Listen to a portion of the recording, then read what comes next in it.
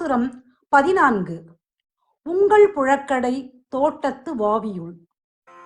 உங்கள் புழக்கடை தோட்டத்து வாவியுள், உங்கள் புழக்கடை தோட்டத்து வாவியுள், உங்கள் புழக்கடை தோட்டத்து வாவியுள், செங்கழு நீர்வாய் நெகிழ்ந்து ஆம்பல்வாய் கூம்பின காள், செங்கழு நீர்வாய் நெகிழ்ந்து ஆம்பல்வாய் கூம்பின காள், செங்கற் பொடி கூரை வெண்பல் தவர், செங்கற் பொடி கூரை வெண்பல் தவர், செங்கற் பொடி கூரை வெண்பல் தவர், தங்கள் திருக்கோயில் சங்கிடுவான் போகின்றார், தங்கள் திருக்கோயில்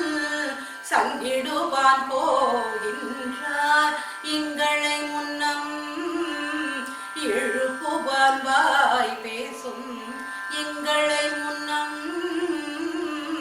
எழுப்புவான் வாய் பேசும், நங்காய் எழுந்தீராய் நாணாதாய் நாவுடையாய், நங்காய் எழுந்தீராய் நாணாதாய் நாவுடையாய், சங்கோடு சக்கரம் ஏந்தும் தடக்கையன், சங்கோடு சக்கரம் ஏந்தும் தடக்கையன், பங்கையர்கள் நானை பாடலோரும் பாவாய், பங்கையர்கள் நானை பாடலோரும் பாவாய்.